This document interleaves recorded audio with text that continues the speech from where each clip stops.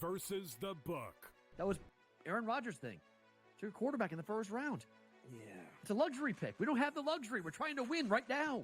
I'm in a window right now, and you're going to say, no, we're going to plan this for the future. With a guy who had 4 years, 4 seasons ended by injury. 4. Like, Michael Penix is a walking injury. Like, what are you doing taking him in the top 10? The Bostonian versus the book. And now you have to qualify in these majors.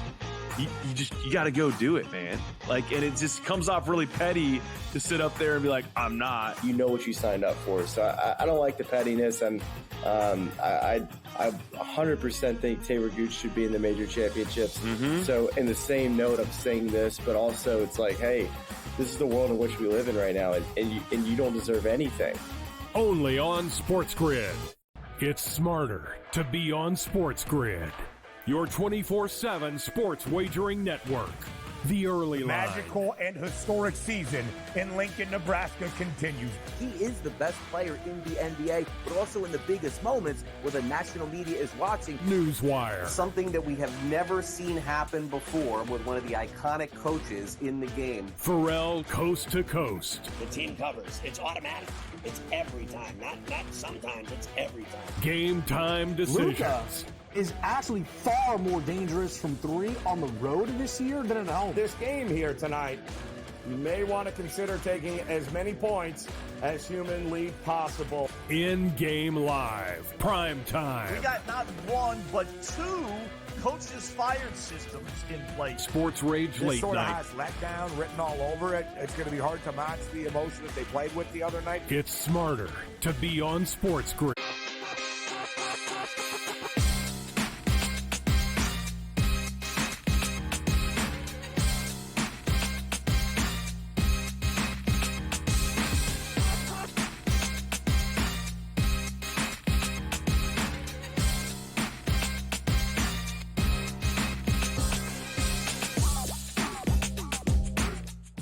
And welcome in a very happy Wednesday to you now, October the 16th. It is Game Time Decisions here on the SportsGrid Network. I'm Joe Raineri, and I certainly appreciate you taking the time to hang out with us as we get ready for, once again, another epic night across the sports landscape here. And, of course, we've got an all-important National League Championship Series Game 3 between the Dodgers and the New York Mets. Walker Buehler on the mound here, taking on Luis Severino. This game, pretty much a pick'em price at this point. Slight money coming in on the Dodgers for the most part. And let's be honest, Walker Buehler hasn't exactly been, shall we say, dominating in any way, shape, or form. A lot of question marks around his ability in such a big game in order to be able to get the outs needed and to tame some of these bats of the New York Mets. You don't want to be the Dodgers and go down 2-1, and we have seen what teams have done against the New York Mets when the Mets just seem to get it rolling at the plate. It wasn't a good game 1 for the Mets, but it was a very good game number 2 for them.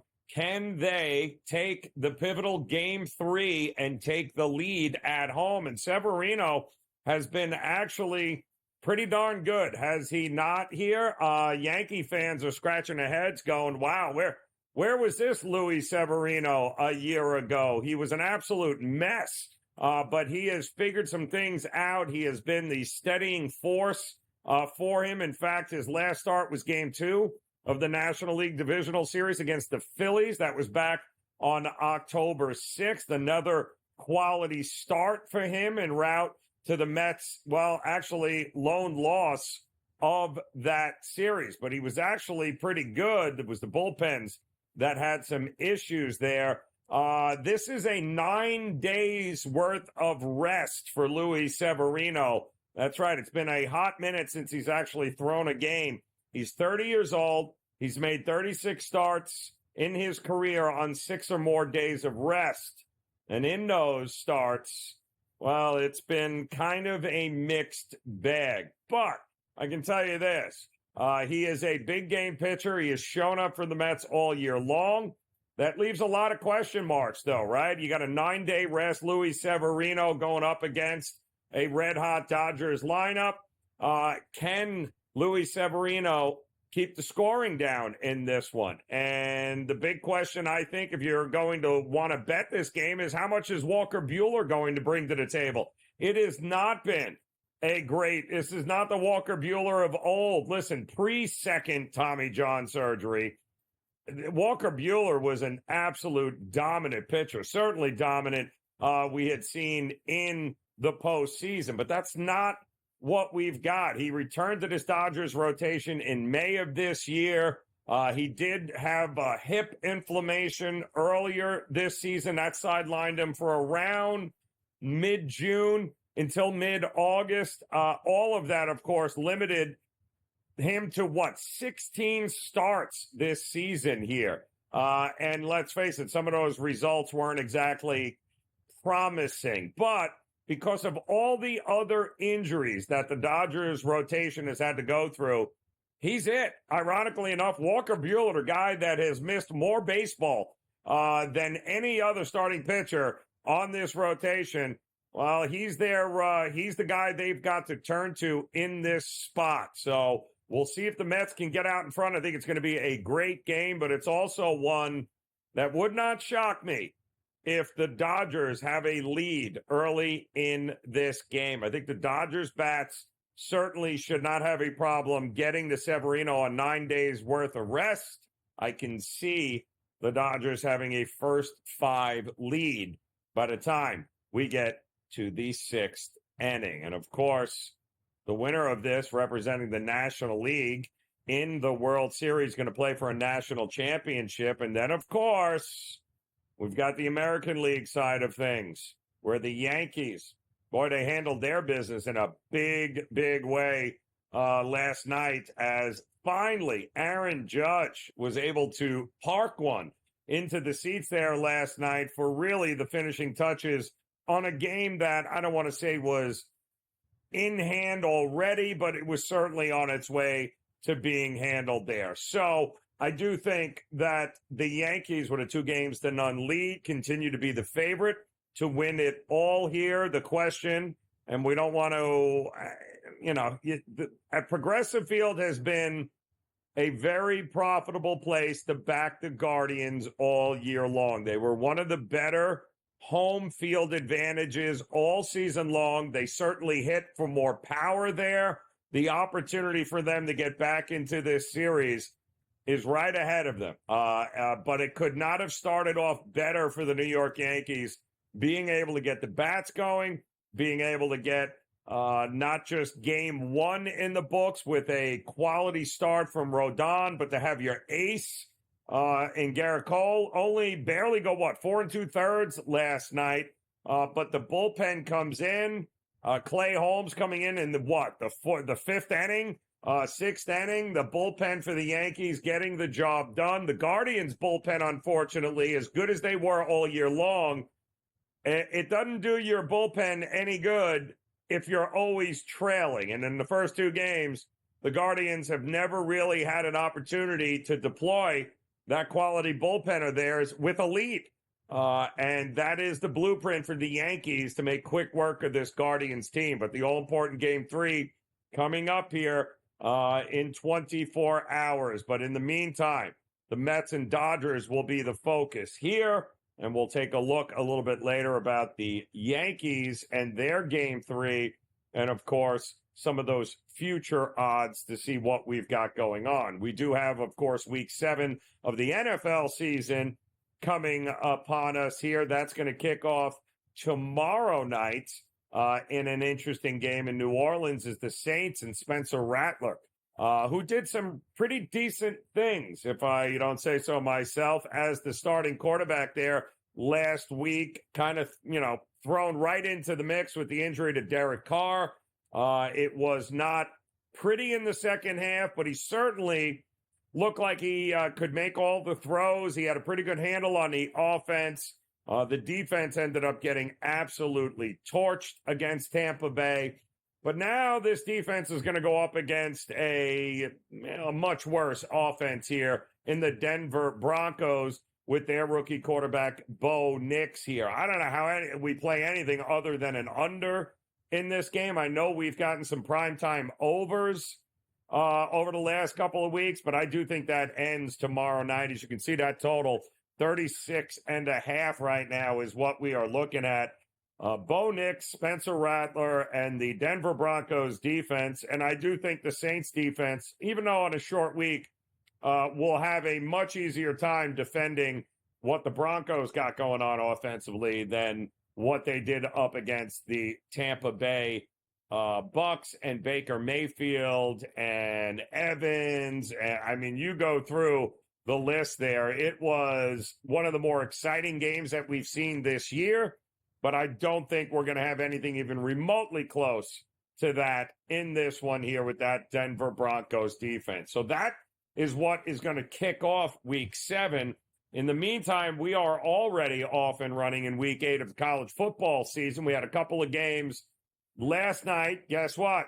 Got a couple of games coming up here tonight. Little Conference USA action.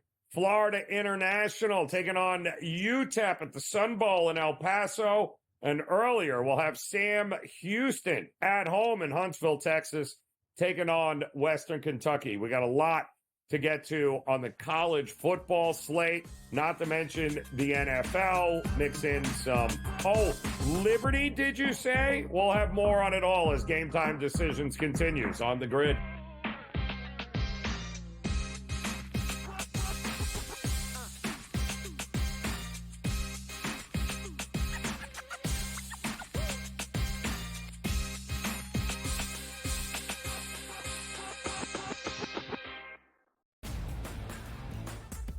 Guardians, despite being at home in the land, were a home underdog against Tarek Skubal. Enter Lane Thomas, maybe one of the under-the-radar trade deadline acquisitions being dealt from the Nationals. He was huge in the ALDS. A heavy favorite for the New York Yankees in the series. You're going to look to their best 2 ball players to be those MVPs. That's Juan Soto and it's Aaron Judge. The early line, only on SportsGrid.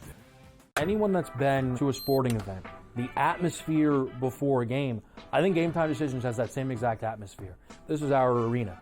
This is what we do. There is going to be an energy to Game Time Decisions that you will feel night in and night out. The excitement you get when you lock your bets in, when you're figuring out what you want to do, we can zone in on the biggest games each night. I want this to be the place that people come to before the games start so they feel as ready as possible to lock in their cards. We are going to hit every single one of those markets that you need to know about. We're going to go through every single thing, and I've got a great team behind me that's going to help me get the job done. There is not going to be a better place, I promise you, than Game Time Decisions to get that new information, react to it, and be able to then bet accordingly. We will have everything at our disposal, and we will use that to our advantage. I'm Kevin Walsh. Tune into Game Time Decisions from 6 to 8 p.m. Eastern on SportsGrid.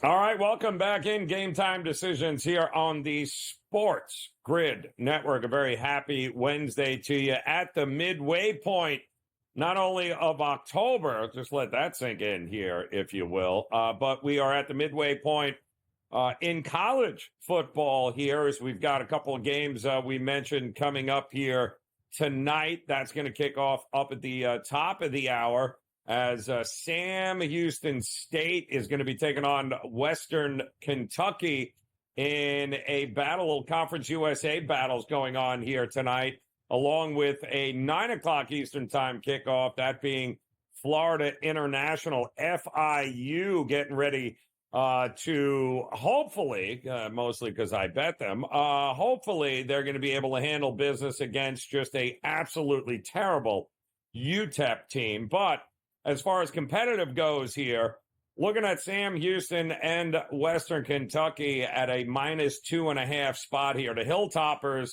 are on short rest. They just defeated that UTEP team less than a week ago.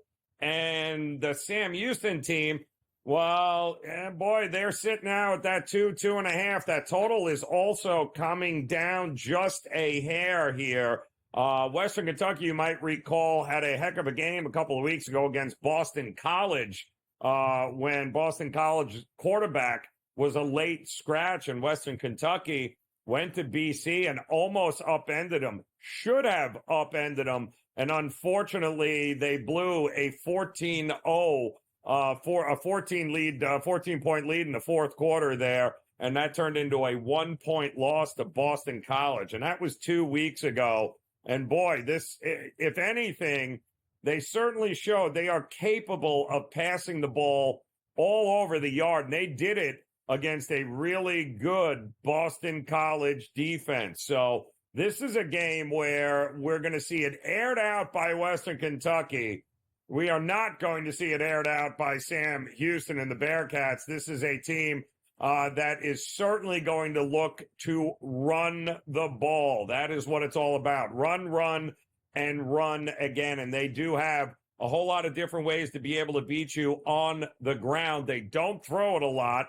So the question is, okay, so what are we going to get here? Do we trust the team that can run, or do we trust the team that can pass? Pretty good defense for Sam Houston as well. I tend to lean towards Sam Houston, so I think that is correlated to an under. And again, that game is coming up at the top of the hour. And of course, all eyes in the 8 o'clock hour are going to be on Major League Baseball once again, as the showcase is going to be the Mets trying to take that commanding. And when I say commanding, I'm not making this up. This is a big, big spot here. The Game 3, the all-important Game 3, with Walker Buehler taking on Luis Severino. Why? Well, in the series tied 1-1, this is the game of all games. This is usually the game that swings the series. Why? Because teams that win Game 3 in this spot, then go up 2-1, are 106-45 in the series. So to say that this Game 3 is big, that's a better than 70% win rate of a series on those teams that win that all-important in a big Game 7, or in a 7-game series, rather, Game 3. Huge when we tell you here. So this is a monster spot for both of these teams. And they are going with a couple of pitchers that, one in Luis Severino hasn't thrown in 9 days. That could be a problem, could be a little rust there to begin with. And, of course, Walker Buehler, which, again, if this was the Walker Buehler of 5 years ago, we'd be having a different conversation, but it's not. It's 2 Tommy John surgeries later, a stint on the IL because of a hip problem earlier this year. And ultimately what we have is a 16-start Walker Buehler this season, and it was not, and I repeat, not good there. It is going to be cool in Citi Field in Queens, and that's important because obviously we're going to be looking for home runs, and are we going to get the long ball here? I think the cold weather is certainly going to help Walker Buehler. He gave up 16 homers and 75 1/3 innings of work this year. That's like the 4th highest rate of pitchers this year who have thrown at least 70 innings. Overall, he had nearly a 5.4 ERA, which is not great over those 6 starts.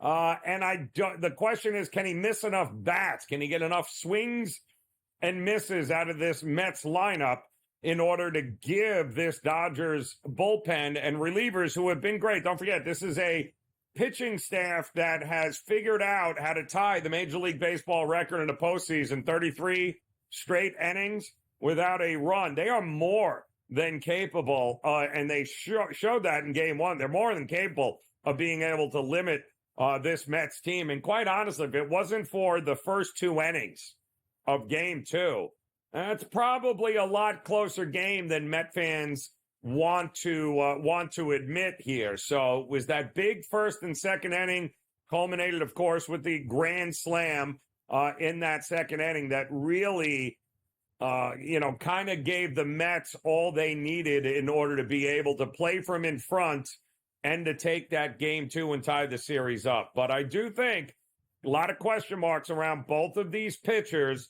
I think one of 2 things is going to happen here tonight. This is either going to be a 2-1 game in which these 2 both show up and show out and both bullpens get it done, or this could be an extremely high-scoring game where both of these starting pitchers are a little rusty, leave a lot of balls over the middle of the plate, and then, of course, the walks come into play and the runs come into play. And I wouldn't be at all opposed to backing it over in this game at 7.5, because I do think we are much closer to a 9-10 run game than we are even remotely close to what would amount to a pitcher's battle, whether it be the starters as well as the bullpens here. A lot of walks out of these 2 pitchers, a lot of home runs, a lot of contact, not nearly enough swings and misses. I'm taking the over 7.5 in this Mets-Dodgers game. We'll have more on it when Game Time Decisions continues on the grid.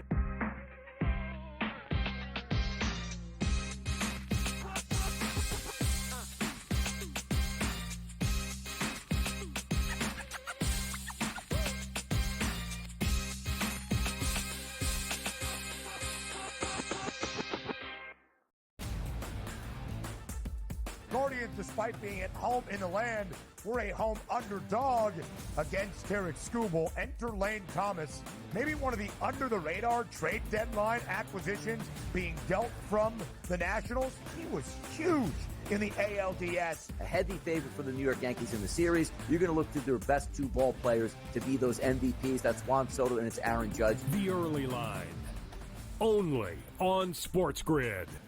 Anyone that's been to a sporting event, the atmosphere before a game, I think Game Time Decisions has that same exact atmosphere. This is our arena.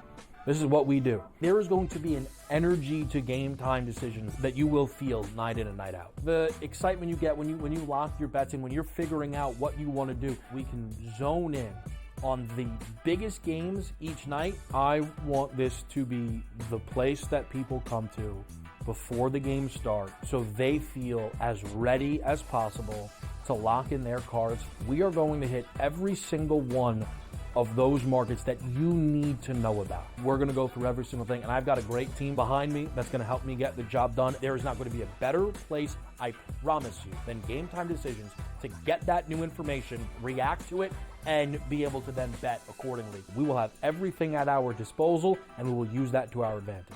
I'm Kevin Walsh. Tune into Game Time Decisions from 6 to 8 p.m. Eastern on SportsGrid.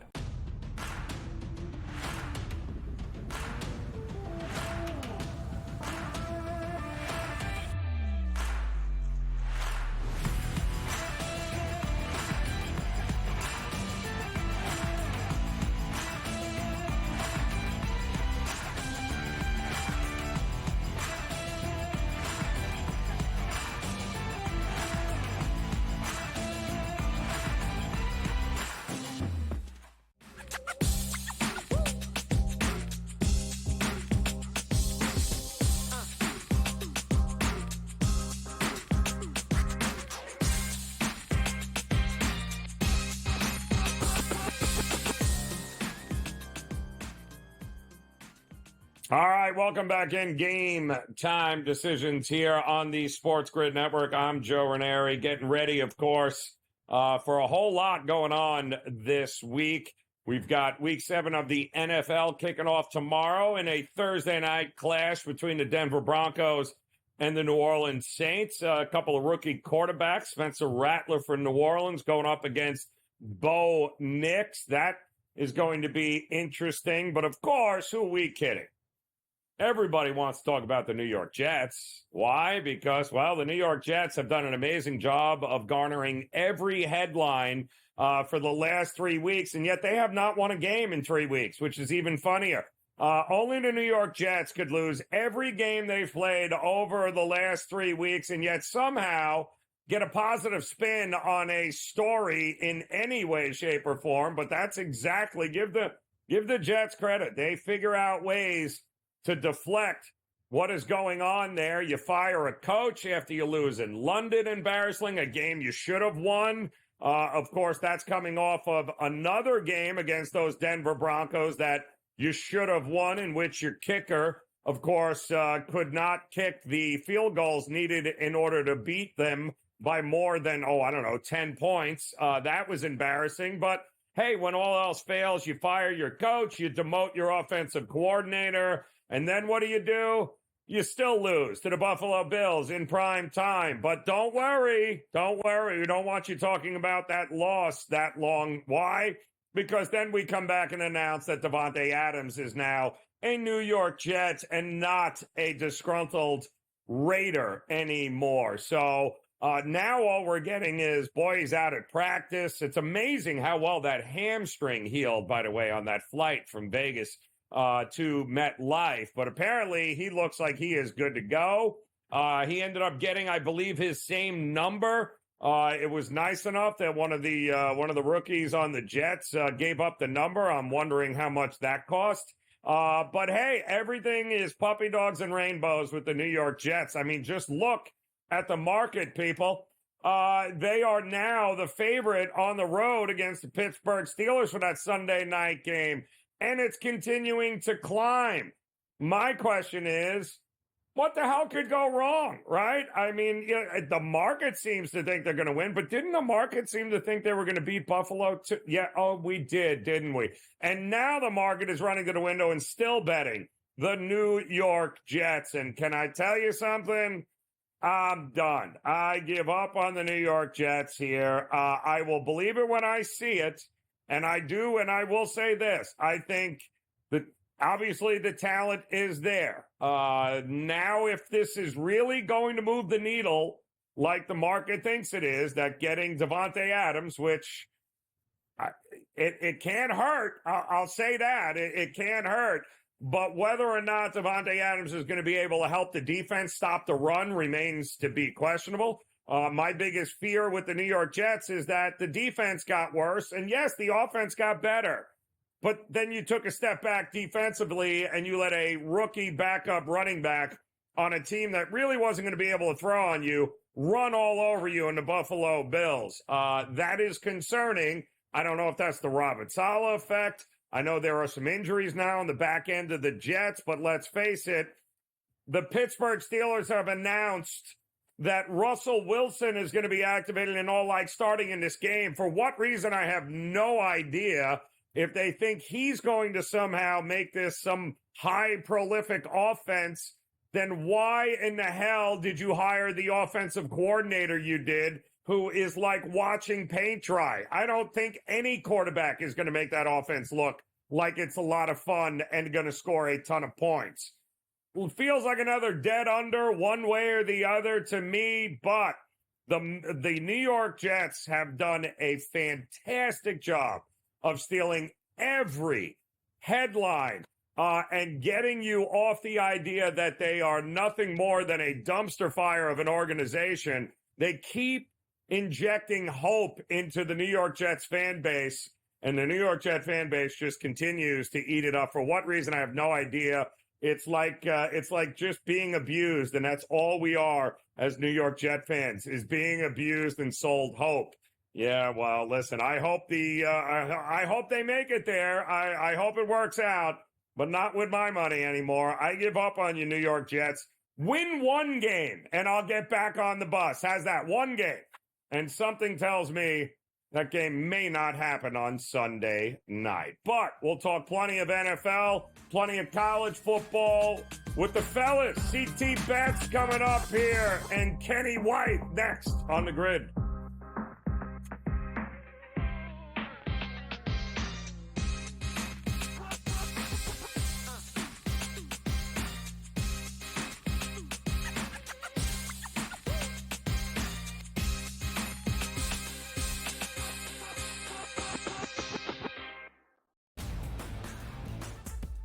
Guardians, despite being at home in the land, were a home underdog against Tarek Skubal. Enter Lane Thomas, maybe one of the under-the-radar trade deadline acquisitions being dealt from the Nationals. He was huge in the ALDS. A heavy favorite for the New York Yankees in the series. You're going to look to their best two ball players to be those MVPs. That's Juan Soto and it's Aaron Judge. The Early Line, only on SportsGrid. Anyone that's been to a sporting event, the atmosphere before a game, I think GameTime Decisions has that same exact atmosphere. This is our arena.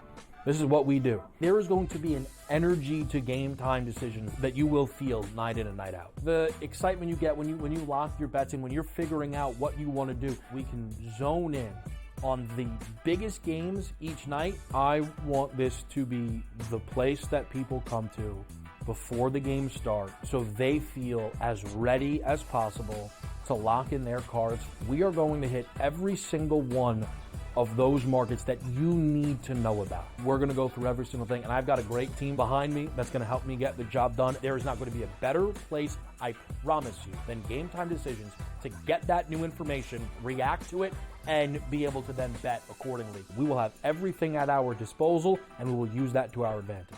I'm Kevin Walsh. Tune into GameTime Decisions from 6 to 8 p.m. Eastern on SportsGrid.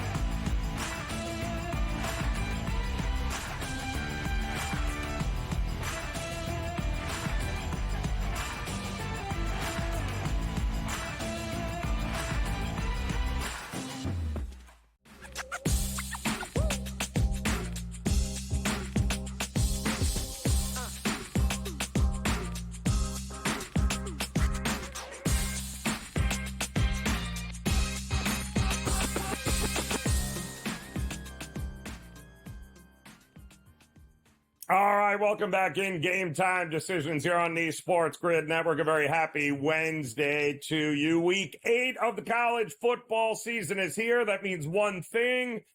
It's time to dish out some winners with two of the very best as we welcome back in our good friend CT Bets in the house, as well as the Wizard, Kenny White. Loving that hat, Kenny. Outstanding stuff. Gentlemen, welcome back in. CT, we missed you last week. However, you were nice enough to go ahead and drop your bets to us last week. We gave them out on the show, and, of course, you swept the board last week. Outstanding stuff. So we are looking forward to seeing what you've got to say here in Week 8 of the college football season. Let's kick it off with a very interesting one here with South Carolina now taking on OU. South Carolina was so close to pulling it off last week against Bama. OU, well, they suck. Let's be realistic here. But are they worth backing in a pick-em price at home here? Yeah, I think they might be, Joe. And we saw a move on this one today. Some money came in on South Carolina down to 1.5 here. OU minus 1.5. And I don't agree with the move. I made the game a little higher here, closer to 6. And yeah, I get it. Like OU's offense, they've been anemic as of late, and a lot of their wide receivers, they're banged up, they're out. But I just think Venables is a defensive mastermind, and he's going to come up with a good game plan, coming back home, get right after getting blown out in the Red River Shootout. I don't think very highly of the red freshman or the redshirt freshman Lenora Sellers for South Carolina. And they just left it all out on the field last week, like you said, to try and beat Bama. I think OU will be able to move the ball downfield with the running backs and Hawkins. I think this is a buy low spot on the Sooners. Boomer Sooner minus 1.5. Yep, it seems simple enough for me. OU at some point is going to cost people money betting against them here, and this could be very well the week in order to get behind them there. And Kenny, the Wizard, outstanding hat, my friend. I know that's going to bring us nothing but winners here. So we go from OU to OSU. Oklahoma State Friday night it was a double-digit dog. I think it's bought back now, 9.5, taking on BYU and Provo. What gives, man? What really? Gundy off a bye as a double-digit dog? Say it's not true. Yeah, see, I know how to play the host. If CT was the host, my first pick would have been Baylor. I'm a pretty smart guy, Joe. So I'm going with Oklahoma State in this game just because I know you'll have me on back next week. But, Ed Gundy, 19 years, 19 winning seasons, 19-year bowl streak, and he's 3-3. The schedule looks actually pretty manageable the rest of the year. And I know CT's got a big ticket on their win total over. I also do as well. So I'm hoping this is the week they can turn it around. Again, as CT's buying low on Oklahoma, I'm buying low on Oklahoma State. I cannot – if this game if this was a look-ahead game at the beginning of the year, I got to bet Oklahoma State was the favorite in this game, or it was close to pick. So we're getting this points in this game where both of these teams, I really feel like, are pretty equal teams. They're pretty even. Their quarterbacks have played almost even. Retzlaff has thrown a couple more touchdowns and a couple less INTs. But that's why BYU is 6-0. They've won the turnover battle. They haven't lost the turnover battle one time this year, and Oak State's lost it twice, and they lost both those games. If they hadn't, we could be saying Oak State's 5-1 right now. Gundy's too good of a coach to get points like this in any game. I think BYU has kind of a little bit of a letdown after beatdown of Arizona, and they are now bowl eligible. I know the feeling has to be, hey, we're playing for a national championship bid now, but I think they're going to underestimate how good Oklahoma State is here. This will be a close game. Yeah, I would love to see this finally be the Ollie Gordon game where he just rips this BYU defense. That would be absolutely fantastic.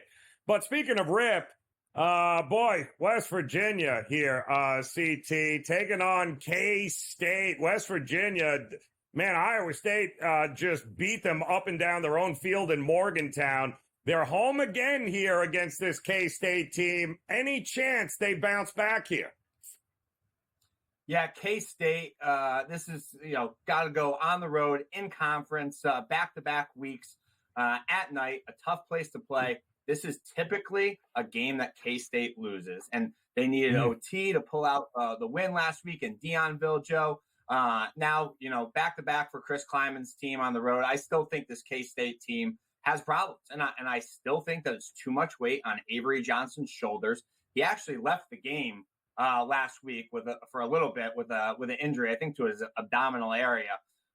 He did return and threw another touchdown pass, but some of the safeties got banged up, and a couple of the corners got banged up last week for the Wildcats. So I'm not really sure how healthy the Cats are going to be. Westphal, coming off the home loss to number 9 Iowa State. I just think this is a pretty good spot to back the Mountaineers here. Westphal, they could be explosive. We saw that a week ago versus the Pokes. This is a game that I want to bet here on the Mountaineers, although I wasn't crazy about Neil Brown's comments the other day saying, the fans weren't happy. I'm not sure if you saw that, Kenny, and he came back and he was like, well, did they have a good time? And did they not have a good time tailgating before? I mean, that's not really what you want to hear as a fan nor as a backer, but I'm still on the Mountaineers here. Give me the 3, backing the dog, and might get the game, get the win outright as well. Yeah, starting to move up to 3.5. In his defense, though, it is Morgantown. What the hell else are you going to do? Kenny, let's talk about UTSA, my friend, because what a difference a year makes, huh? Taking on Florida Atlantic. Who knew Tom Herman was still coaching, apparently? But the FAU Owls taking on UTSA. 2-4, they're sitting here. You expecting a better performance than we've seen this year?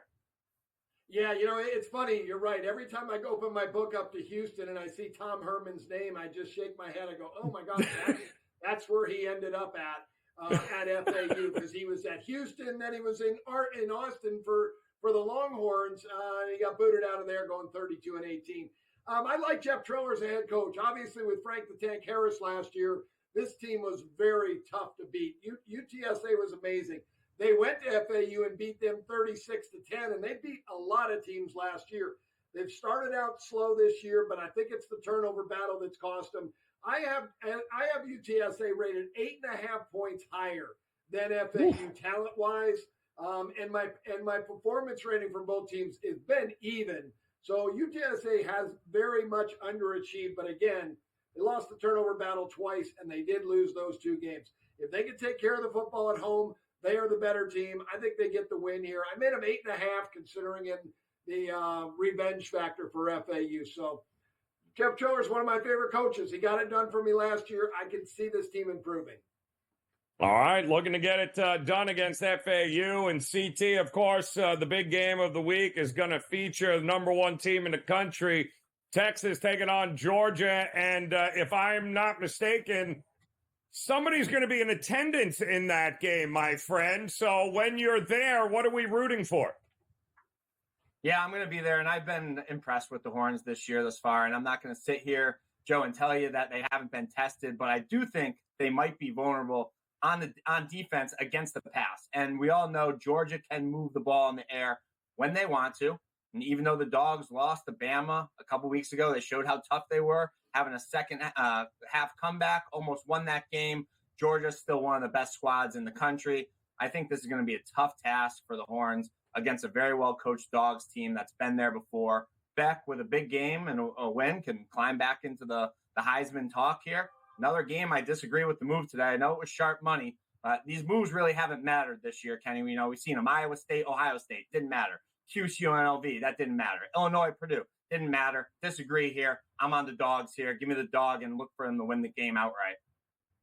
Yeah, well, we'll expect a lot more moves, I'm sure, just before kickoff. Seems to be a trend this year as well. Get it done. All right, Kenny, you got one more we'll get to. We'll talk some NFL when Game Time Decisions continues.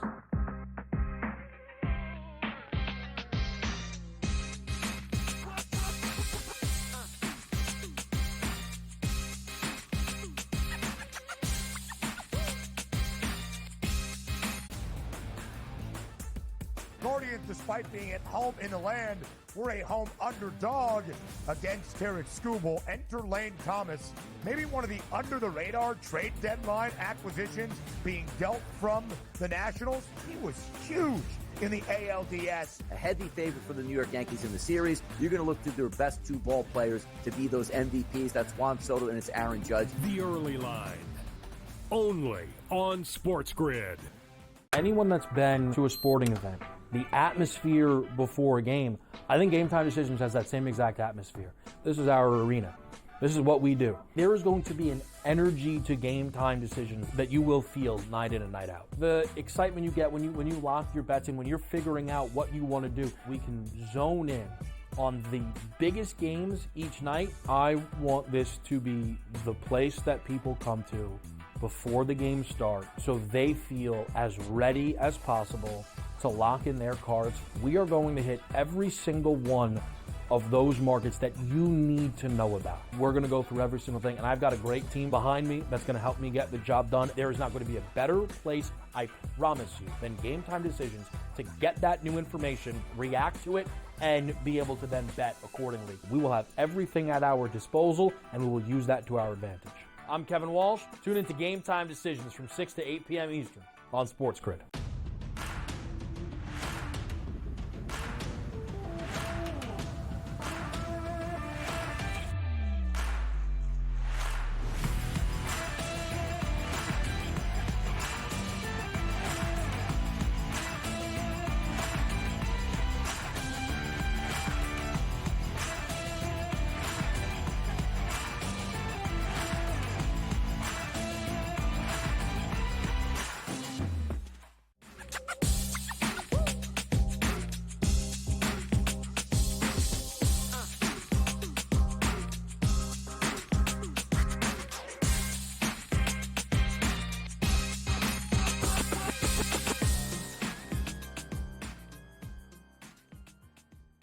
All right, welcome back in. Game Time Decisions here on the SportsGrid Network. We'll wrap up our college football best bets. We'll talk a little NFL, of course, with our good friend CT Betts, as well as the wizard himself, Mr. Kenny White. And Kenny, let's wrap up college football with a game that probably nobody knows is going to be played.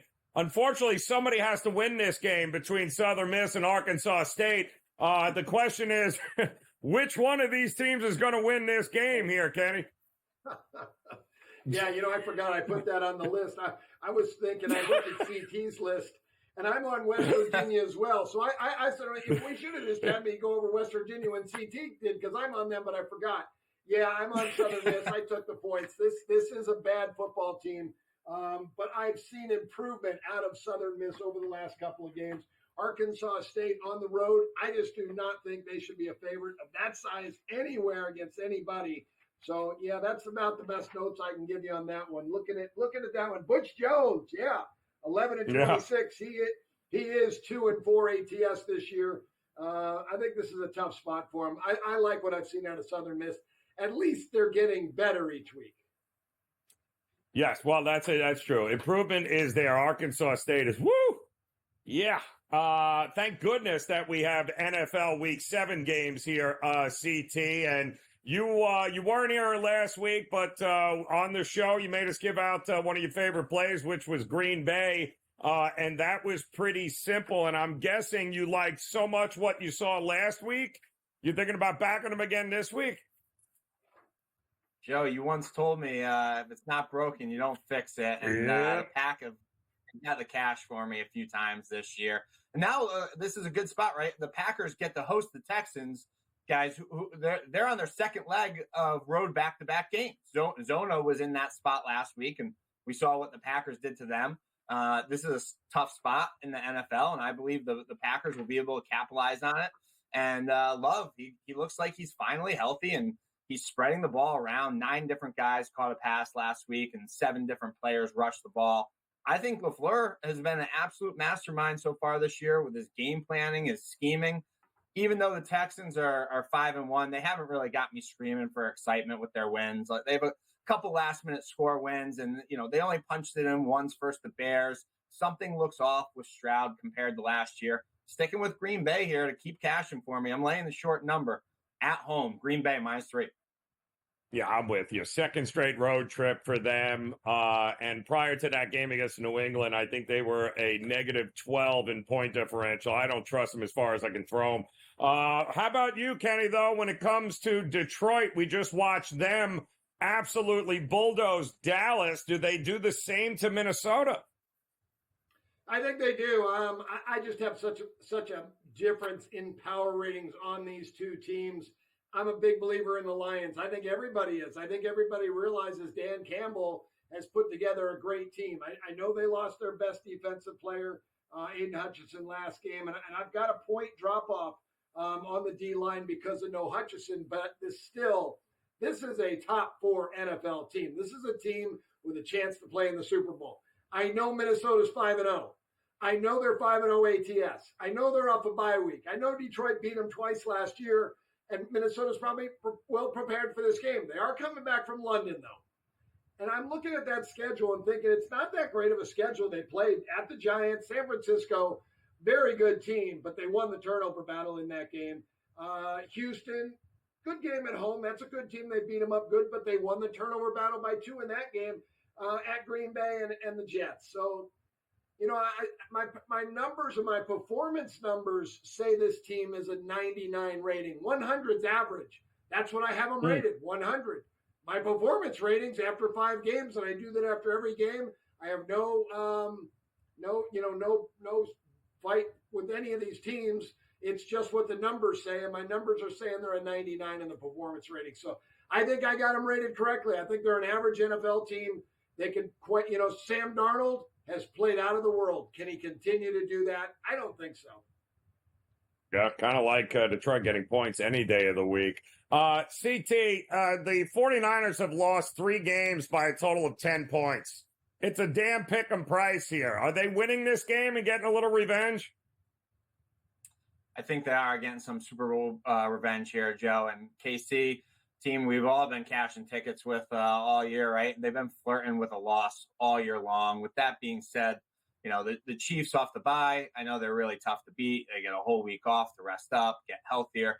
But, Joe, correct me if I'm wrong. I think the last 2 years, Reed has lost off the bye. So he is beatable off the bye, these two. So I think Jordan Mason has done a really good job filling in, taking the carries for McCaffrey.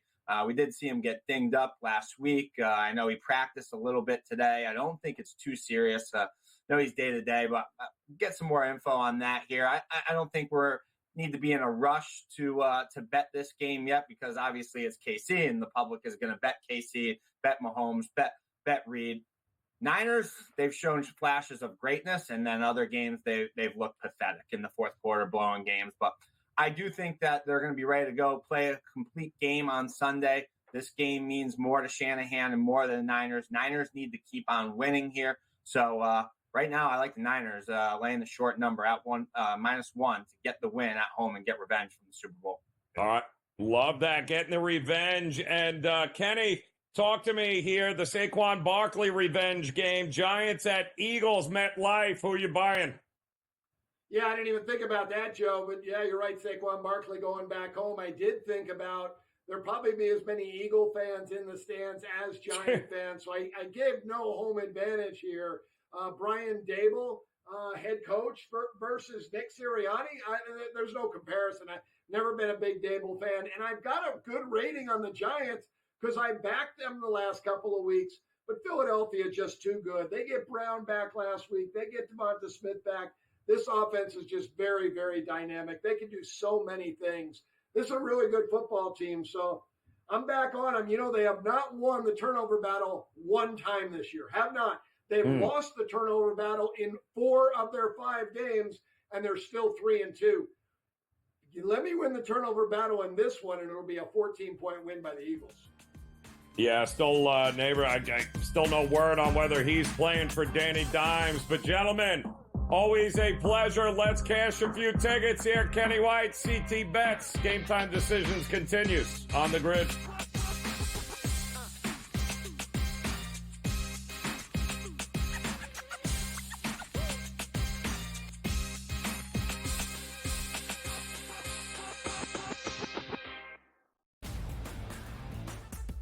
Guardians, despite being at home in the land, were a home underdog against Tarek Skubal. Enter Lane Thomas, maybe one of the under-the-radar trade deadline acquisitions being dealt from the Nationals. He was huge in the ALDS. A heavy favorite for the New York Yankees in the series. You're going to look to their best 2 ball players to be those MVPs. That's Juan Soto and it's Aaron Judge. The early line, only on SportsGrid.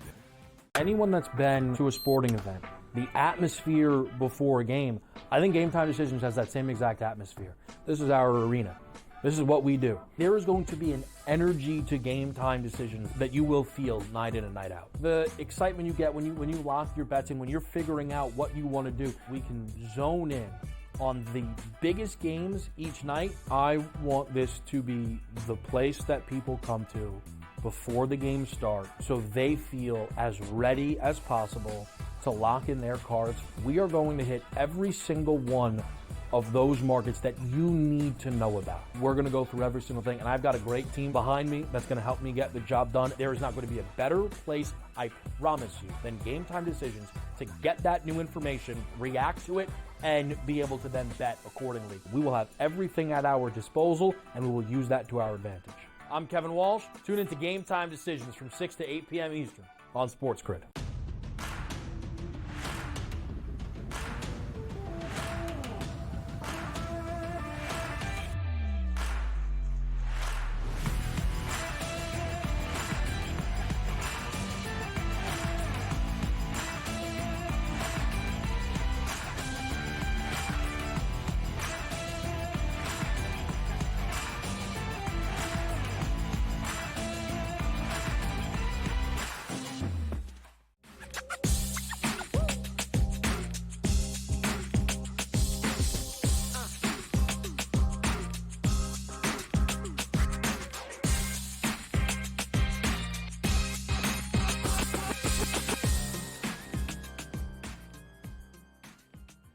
All right, welcome back in Game Time Decisions here on the SportsGrid Network. A very happy Wednesday to you. I'm Joe Raineri. We look to close out hour number 1 together here. We've talked some Major League Baseball here, National League Divisional Series coming up, championship really. Dodgers and the Mets Game 3, the all-important Game 3, as I had told you earlier, that the team that wins Game 3 in a best-of-7 has actually gone on to win the series more than 70% of the time. That is a huge, and I mean huge, game here in store for these two teams. The all-important Game 3, when a series is tied 1-1, that swing game here and tonight is going to be really for all the marbles as far as I'm concerned, especially with these two teams. 106-45 to be exact. That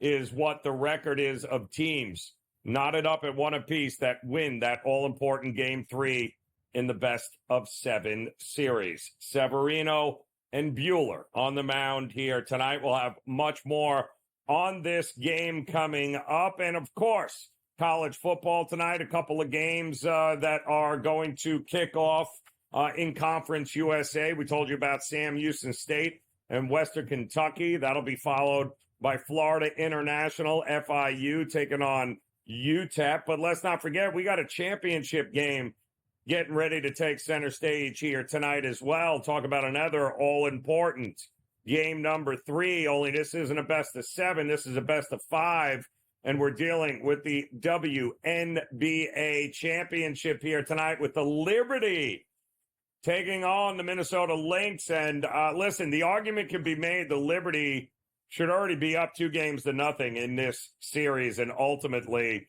could be one win away from a championship. They let that Game 1 slip away from them, a game in which they should have and could have easily won. But what you saw in Game 2 was really what the Liberty are all about, a big bounce-back win in Game 2. And I mean big, too, because that was a blowout of epic proportions. Well, here we are now, Game 3, right? Can they do exactly what they did in Game 2?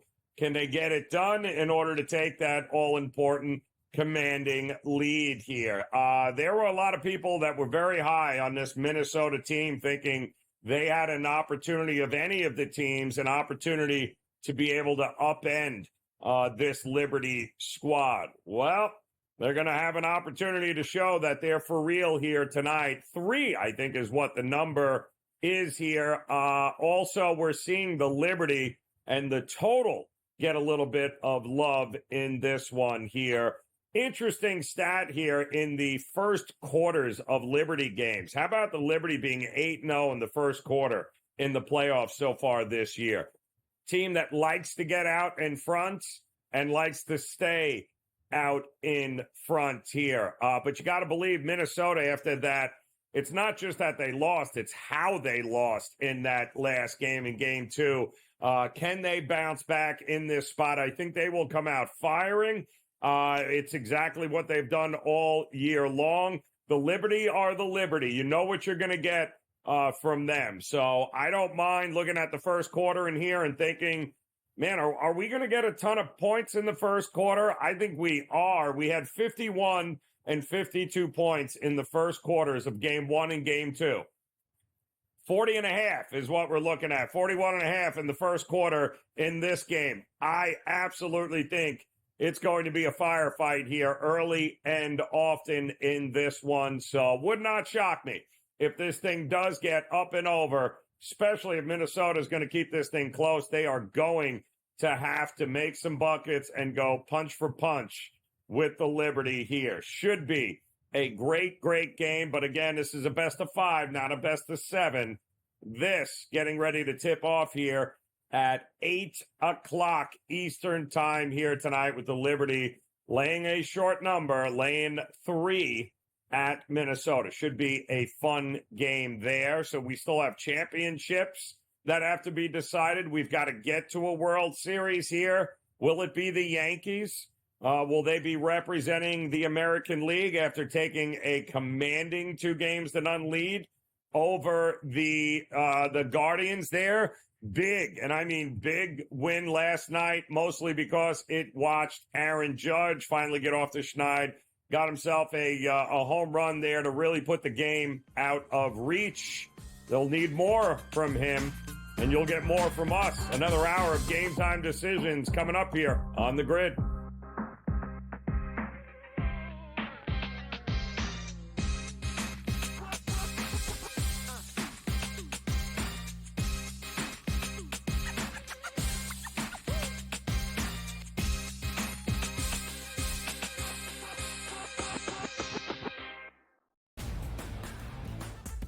Guardians, despite being at home in the land, were a home underdog against Tarek Skubal. Enter Lane Thomas, maybe one of the under-the-radar trade deadline acquisitions being dealt from the Nationals. He was huge in the ALDS. A heavy favorite for the New York Yankees in the series. You're going to look to their best two ball players to be those MVPs. That's Juan Soto and it's Aaron Judge. The Early Line, only on SportsGrid.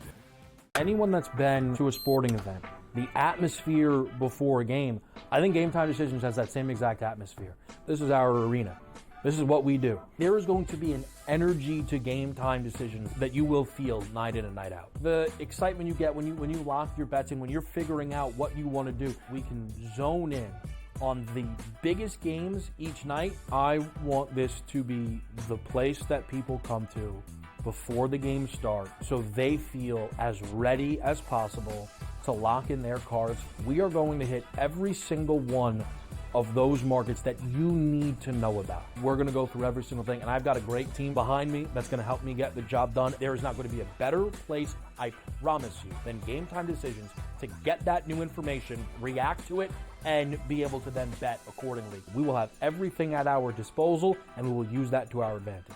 I'm Kevin Walsh. Tune into GameTime Decisions from 6 to 8 p.m. Eastern on SportsGrid.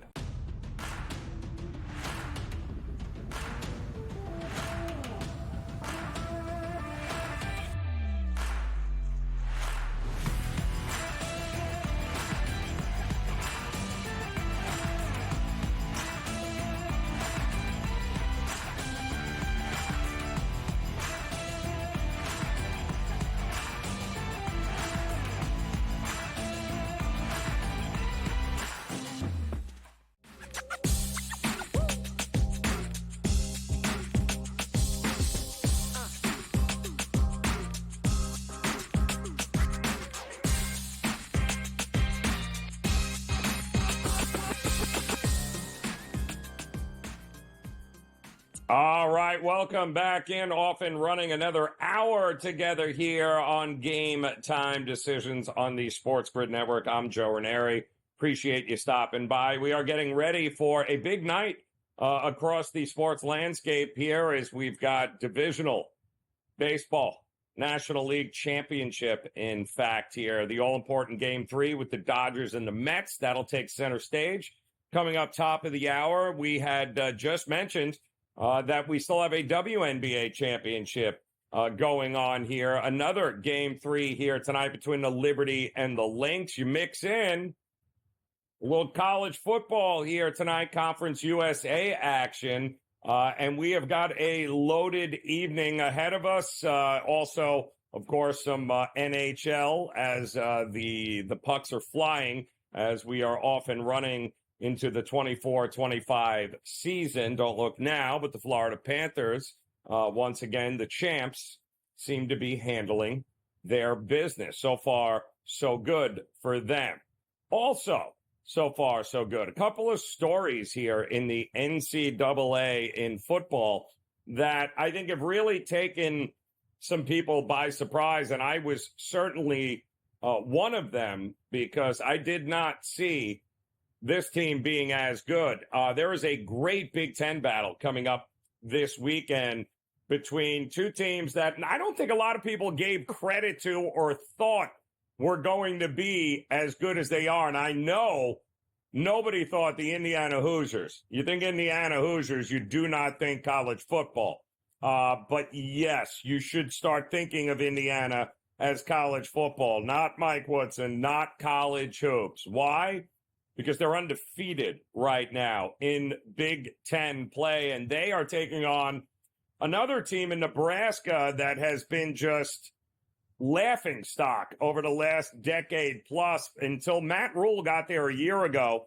And Matt Rule is known as a guy that really turns programs around. He did it at Baylor. He did it at Rutgers. Couldn't do it in Carolina, but then again, nobody's doing it at Carolina in the NFL. However, here at Nebraska, they are sitting pretty with just one loss on the season. And they have been, both of these teams have been absolute cash cows. And I mean, they are great against the number. But Indiana to come in and to do what they have done. We're talking about an Indiana team that has no problem dropping 40-plus points a game on teams. This is not something anybody thought was going to be possible. But here we are heading into the sixth game of the year. They are 5-0. They are at home. They've had an extra week to prepare, just like Nebraska is. And they have an opportunity to go 6-0 on the year. And of course, I think at that point, you can pretty much write your ticket and pencil Indiana as an opportunity to play for a Big Ten championship. And if you look at some of these odds in the Big Ten right now, obviously everyone's going to be looking at Ohio State and Oregon. We just saw these two teams battle down to the wire, and it was a coin flip. But as you can see, Indiana at plus 2,200. You mix in Penn State there, but who of us really trust Penn State? I can tell you right now, Indiana, because of the side of the on the conference that they're in, Indiana at 6-0 could very well, looking at the rest of their schedule. They got Nebraska, they've got Washington, they've got Michigan State, they've got Michigan, and then, of course, Ohio State by the time we get to end of November. This is a team that is going to get to a championship game in the Big Ten. And if they beat Nebraska, which, quite honestly, we're talking about 6.5 right now, 7. They're laying 6.5, 7 against this Nebraska team, who I like. I love Matt Rule. They're a good defensive team. They've got the quarterback that they're going to have for the next 4 years in Raiola, whose father ended up playing for Nebraska, but he was one of the top 2 quarterbacks in the country coming out of high school, and he chose Nebraska and Matt Rule. And I think the ceiling for this kid is going to be tremendous, except for the fact that he looked absolutely miserable last week against a Rutgers defense at home, by the way. He was at home, and Rutgers was all in his face. He did not like the pressure. He was not good. And this is only his second true road start. The first road start, by the way, was against a terrible Purdue defense in which, again, he looked really bad in that game. The defense ended up taking that game over, but it wasn't as if he lit up that terrible defense there at Purdue. So now this is only going to be his second true road start against a packed Indiana stadium, and they are on fire in Indiana because they are seeing what a difference a year makes. You bring over the former James Madison head coach. He brings over an established quarterback in Rourke, who feels like he's been playing college football for, I don't know, the last decade here. Former Ohio QB, very experienced, hitting over 74% of his passes. He's got a 14 touchdown to 2 interception ratio. There is nothing not to like about this Indiana team, except nobody seems to be taking them seriously. Everybody seems to think that, well, you got to take the points with Nebraska here. And I would argue, no, you don't. Nebraska has not scored over 35 points in 2.5 years. In fact, the last time they scored 35 points was against this Indiana team in Lincoln back in 2022. This is not an offense. They don't particularly throw the ball well. They don't particularly run the ball well. They do play defense, but asking a defense to limit this offense that's dropping 40 points a game on people is a big ask. I think they're laying a touchdown for a reason. I love they got a better special teams. They've got a better offense. And the defensive edge certainly goes to the Cornhuskers, but they have not played an offense like this yet. I love Indiana this weekend against Nebraska to win by double digits. And at 22-1 on that board that you guys saw with the odds, there is absolutely, you want to take a flyer on somebody, there is no reason not to take a flyer on Indiana as a possible upending and Big Ten champion. I know everyone's going to look to those big 3 up there, but do not sleep on Indiana having a chance. And listen, half that bet is going to be just getting to the Big Ten championship. And quite honestly, with this schedule, there is no reason for them not they can pretty much sign their ticket with a win against Nebraska, guaranteeing that they will have to represent half of the Big Ten and in all likelihood take on Oregon or Ohio State if something crazy happens.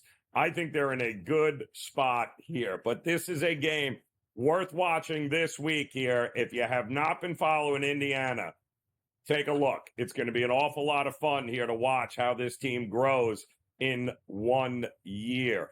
Lot can be said also for the SEC here, because when you look at some of these numbers in the future of the SEC, we've got some new names up there, but Texas and Georgia, well, they're playing this weekend, are they not? And look at some of those numbers. Texas clearly a favorite. Georgia, having already lost to Alabama, makes this interesting, doesn't it? Texas A&M, we saw them open up the season losing to Notre Dame. A lot of question marks with that team. LSU can't be trusted. Ole Miss can't be trusted. So really, this is Texas's opportunity to put the stamp on the SEC and say, you wanted us here. Well, we're here now. As Georgia losing to Alabama, Alabama losing to Vandy, Texas is the one team left standing where they can put their stamp on this conference, and you can welcome the Longhorns to the SEC in a big, big way. Now would be the time to back them to win the SEC, because you ain't getting that if they beat Georgia this weekend. More on that coming up here on The Grid.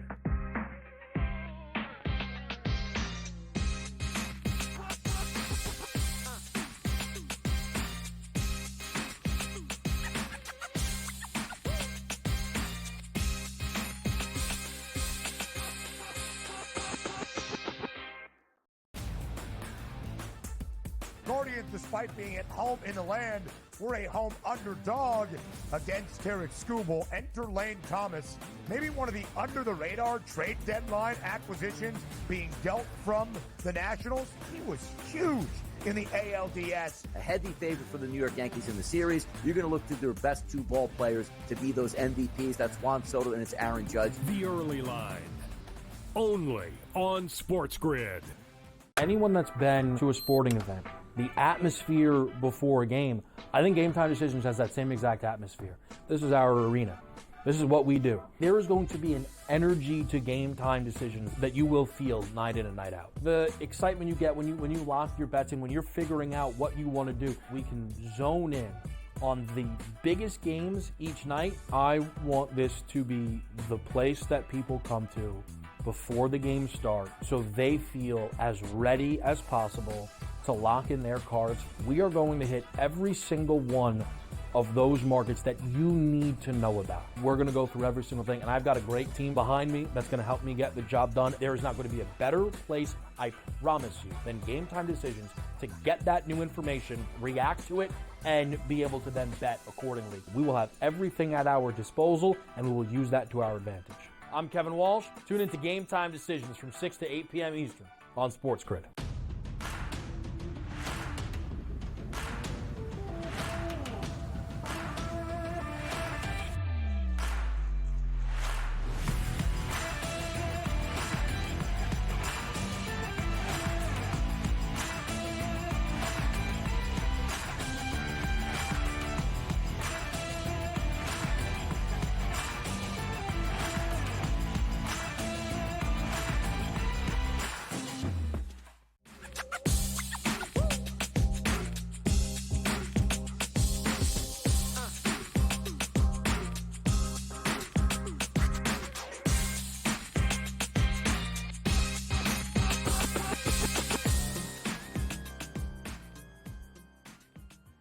All right, welcome back in here. Game Time Decisions as we, right smack in the middle of October here, smack in the middle of the college football season. We're in prime time here when it comes to Major League Baseball as we're down to the championship series here. Mets, Dodgers, the all-important Game 3 coming up, top of the hour. College football already underway. And we were just talking about a big game coming up this week with the number one team in the country who also happens to be, well, the favorite to win the SEC. It's kind of hard to believe, and nobody knows that conference better Then our good friend Mark Zinno here. And Zin, I was just saying, listen, this is the number for Texas right now. There is a plus sign price-wise for them to win the SEC. I don't even want to say if. When they beat Georgia this weekend, I don't know that you're ever getting them at a plus thing to win the SEC, much less anything else here. How much faith do you have that Texas, welcome to the SEC. Is it Texas's to lose? I think so. I mean, look, clearly Georgia and Alabama are not what we're used to seeing, right? They're just not, particularly on the defensive side of the ball. I mean, this is Georgia defense. They just gave up 31 to Mississippi State, which is one of the worst offenses in the country. So, I mean, it's one game, and I'm not going to sit here and write Georgia off because they are a very reputable team, and they deserve all the clout that they get. I'm not saying that they're going to get blown out in this game, but this is just not a Georgia team that I don't think can keep up with Texas on offense, and they can't keep up with them on defense. I mean, it'll be close, but again, like I have a hard time believing that the Georgia defense that gave up 34 to Jalen Milroe and the Alabama Crimson Tide, and then last week gave up 31 to a bad Mississippi State team is going to have a easy time with the number one offense in the country. Like, yep. I mean, you don't have to really overthink this that much to know that for Georgia to go on the road in a place like Texas, in Austin, and win the game, very, very difficult. It's just, yep. It's not, one of those things where I believe that they have the horses in the barn to do it. Steve Sarkisian knows Georgia. He knows the way Kirby Smart, runs the game because, again, he coached at Alabama. And this is a Texas team that, for me is the best offense in the country. I mean, all respect to Miami and everything, but they're playing a lot of different teams than what Texas is dealing with. Still top 10 in every major category, right? Total offense, points per game. They just have too much. And if you're asking me match quarterback to quarterback, I think Ewers is the better one between the two of them. Now, Ewers is more of a pocket passer. For whatever reason, if Arch Manning gets in there, the legs start to become a little bit more of an issue. But as you're seeing, this number, which opened up at 3.5, is now continuing to move north in favor of Texas. Now, we start to continue to see this number rise. We're seeing 4.5s and 5 out there. Yeah, guess what? There's going to be some buyback on Georgia on Saturday because this thing can't get to 6. Like, it can't get that high. Once we're getting, past 4, we're in dangerous territory because it could be a field goal game. I just don't think Georgia's going to win it. Yeah, it's so interesting, too, because when you look, the numbers look gaudy for Texas, but you got Georgia sitting at 5-1. They're on an 0-5 ATS run, by the way. This is the first time, and you know this, and it's the first time they're a dog since 2021, and that was the opener against Clemson. But they've already played Bama. They've played Clemson. I mean, Georgia's schedule seems much tougher than anything Texas has had to face. And Kirby Smart, we know, in this spot has been pretty profitable to back. But you just don't think they have the horses this year in order to be able to take down what should be the best offense in the country. Yeah, and not only that, excuse me, I mean, Oklahoma just throttled an OU team that is a top 20 defense in the country. I mean, Oklahoma's offense got a lot of problems, but this is an Oklahoma defense that's really good. And when it comes down to it, this Texas offense looks unstoppable at this point in time. And again, total defense, number one total defense in the country. And you can say they didn't play anybody, and those numbers are a little bit, difficult to understand. We went through the same exercise years ago with Georgia, when Georgia would have the number one defense in the country, and they didn't really play anybody, and they turned out, and guess what? They're still really good no matter who they play. So they've got to deal with it on both sides of the ball. I don't know that Georgia stacks up very well against them. And in particular, where are the Georgia receivers? Again, Brock Bowers and Ladd McConkey are in the NFL, and that receiving core for Georgia makes Carson Beck a little bit more, human, if you will. So there's not that guy that you can rely on 3rd and 6 to go get me a first down. There's not that running game that's there. Texas only gives up 2.9 yards per carry on the ground. They know how to beat you multiple ways, and they have the people to do it. Again, I'm not saying Georgia's going to get outclassed here. I just don't think they're going to win. Yeah, it's the SEC is going to be a very interesting race. If Georgia is to win and Tennessee is to beat Alabama, I mean, Do you trust Alabama out of the SEC? This is a huge game, but Tennessee can't score all of a sudden when they play. Everybody else they play, they can score. They can't score against SEC defenses here. That's a problem even against Alabama, isn't it? I don't know what – I mean, listen, if you want to chalk it up to Tennessee, playing Florida and what the game means and how much of a rivalry it is, that it was an overtime game that Tennessee won, fine. I can listen to that.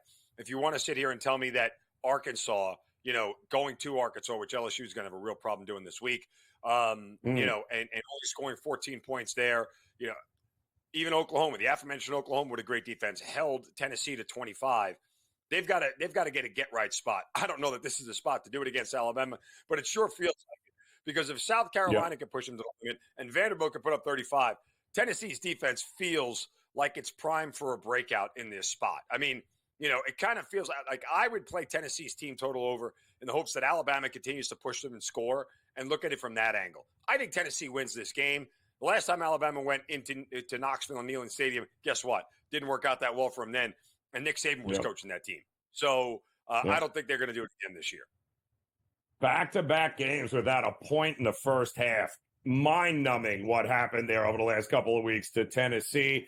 But we saw Alabama lose to Vandy and almost lose again to South Carolina. They almost lost that Vandy game twice. So lots still to be determined in the SEC this weekend. It should be some really good games. We got plenty going on, of course, in Major League Baseball. We'll talk to Mark next, get his thoughts on the big game tonight.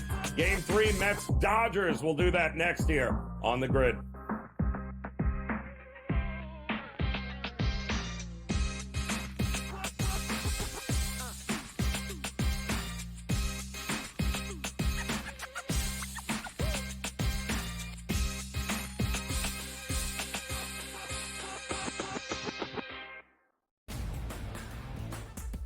Guardians, despite being at home in the land, were a home underdog against Tarek Skubal. Enter Lane Thomas, maybe one of the under-the-radar trade deadline acquisitions being dealt from the Nationals. He was huge in the ALDS. A heavy favorite for the New York Yankees in the series. You're going to look to their best two ball players to be those MVPs. That's Juan Soto and it's Aaron Judge. The early line, only on SportsGrid. Anyone that's been to a sporting event, the atmosphere before a game, I think GameTime Decisions has that same exact atmosphere. This is our arena. This is what we do. There is going to be an energy to GameTime Decisions that you will feel night in and night out. The excitement you get when you lock your bets in, when you're figuring out what you want to do, we can zone in on the biggest games each night. I want this to be the place that people come to before the games start so they feel as ready as possible to lock in their cards. We are going to hit every single one of those markets that you need to know about. We're going to go through every single thing, and I've got a great team behind me that's going to help me get the job done. There is not going to be a better place, I promise you, than GameTime Decisions to get that new information, react to it, and be able to then bet accordingly. We will have everything at our disposal, and we will use that to our advantage. I'm Kevin Walsh. Tune into GameTime Decisions from 6 to 8 p.m. Eastern on SportsGrid.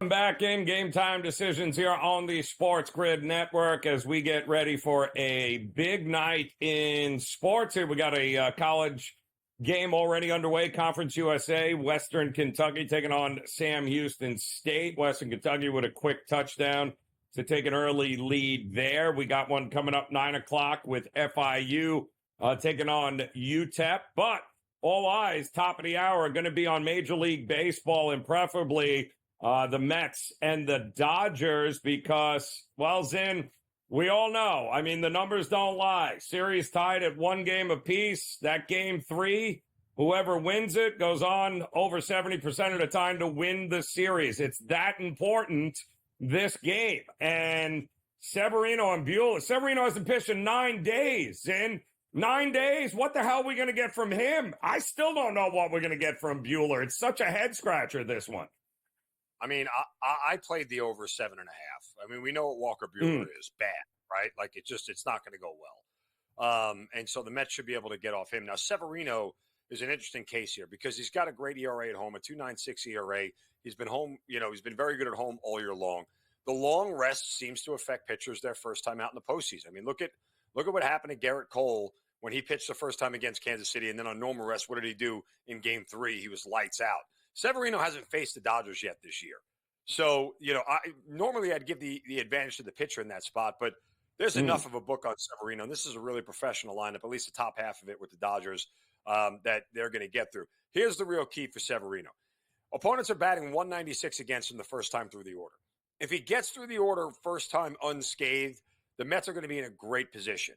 And that's really what you're banking on. Like, I played Mets first 5 money line as well. I'm banking that he can get through the order one time, and then he'll start to get touched up. Now, the Dodgers have the bullpen advantage, and the problem for the Mets with their bullpen, which has been very good in this series throughout the Brewers and the Phillies, at some point, like, that bullpen might regress to what it was all year long, which was average. It wasn't terrible, but it was average. And again, this is a really good lineup here. The Mets have no choice but to get to Walker Buehler. If Walker Buehler is still pitching in this game with 5 innings and the Mets only have 1 run, they're in deep you-know-what. I mean, it's just not going to end up well because the momentum and leverage switches to the Dodgers once they get to their bullpen. So I think when you look at the scenario here, the scoring should come early for both teams. If both teams knock starters out early on in this game, like before the 5th inning, then, I feel confident that the over is going to hit. I'm not sure where I would ever see a 7.5 with Walker Buehler sitting on the mound as a total in the game. So it seemed too easy for me to pass up, and maybe I took the bait and I'll end up on the wrong side of this thing. But, if the Mets get to Buehler, the Dodgers getting 9 at-bats against this Mets pitching staff still makes me believe like the over is in play. Yeah, and again, this is such a slippery slope for the Dodgers because you've already had to use bullpen after bullpen after bullpen, and while you don't have, your high leverage guys, the back end of the bullpen, they're well rested, but you got to get to them, right? What happens if Buehler gets knocked around early? It's like what at some point you win the battle, you're going to lose the war here, Zin, aren't you? I've said the same thing about the Guardians and even the Yankees to a certain extent when they're playing the Royals, and the Dodgers. It's the same thing. Your effective bullpen is a little less effective when they're not pitching with a lead. That's just the reality of it. Like, sure, outs are nice, but if you don't have a lead, it doesn't matter because all you're sitting back is waiting for your team that's trailing to bop a home run or the other team to make a mistake, like the Guardians have been kicking the ball all over the place and throwing wild pitches. So, it's about maximizing your opportunities at runners in scoring position. But if the Dodgers don't have a lead in this game, their bullpen sort of gets, it loses a little bit of luster because, again, if the Mets pitching is that good and Severino is that good, well, sure, you can get the guys out, but you got to score runs first. Yeah, it's exactly. It doesn't do any good to have Class A coming in if you're losing 6-3 in the 8th inning. So it doesn't do you any good there. Speaking of which, Yankees obviously could not have gone any better for them, up 2-0 heading to Progressive. You got to like their chances from where they're sitting, but most importantly, looks like Judge finally got into the game yesterday there with that home run to put it away. I still don't think it's over, but I do think that the Yankees is sitting exactly where they want to be. Does it go 5, 6? How many, Zen?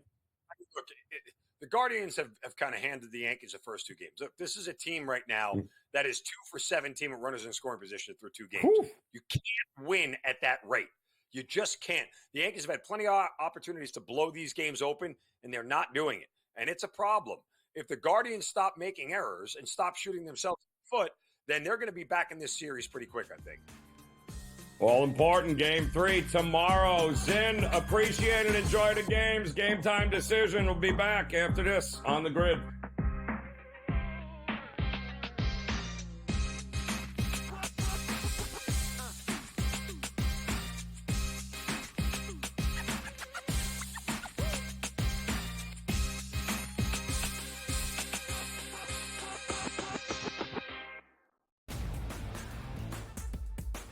despite being at home in the land, we're a home underdog against Tarek Skubal. Enter Lane Thomas, maybe one of the under-the-radar trade deadline acquisitions being dealt from the Nationals. He was huge in the ALDS. A heavy favorite for the New York Yankees in the series. You're going to look to their best two ball players to be those MVPs. That's Juan Soto and it's Aaron Judge. The early line, only on SportsGrid.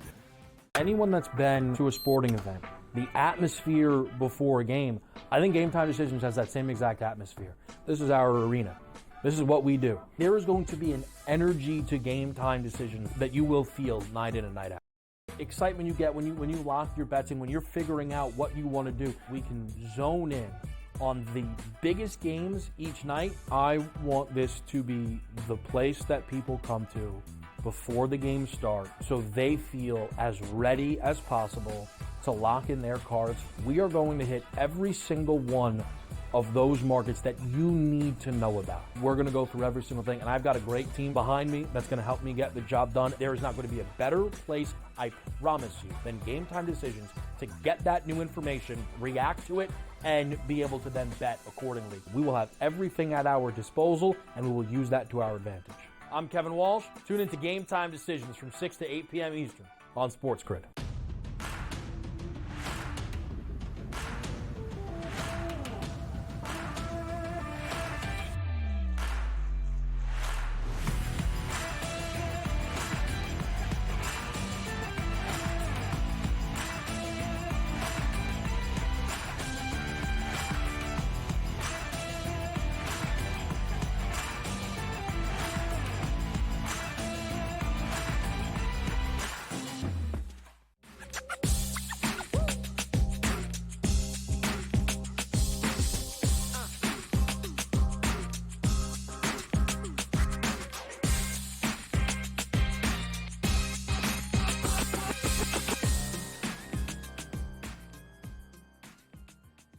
All right, welcome back in Game Time Decisions here on this Wednesday in the SportsGrid Network. I'm Joe Raineri, joined by our good friend Brady Cannon, ready to roll here as we got a lot going on. Brady, in addition to, of course, college football, NFL, Major League Baseball, still cruising, looking for a World Series champion over the next couple of weeks. But we can't forget, too, the PGA Tour heading to your neck of the woods for the Shriners Children's Open. In fact, is it Summerlin is where it is? And actually, I'm looking at this. I mean, when you look at some of the names on this board here, this is not the has-beens or never was. Some big names on this board this week. What are we looking at here? Yeah, a little bit better, Joe, than what we've seen out of the gate for this fall FedEx Cup Series. You know, Vegas attracts some stars for sure, and there's a few in this field. Tom Kim trying to go for a three-peat. He's won the last two in a row here. And you're right, TPC Summerlin, the west side of town, not too far from my house. I've played this course a number of times.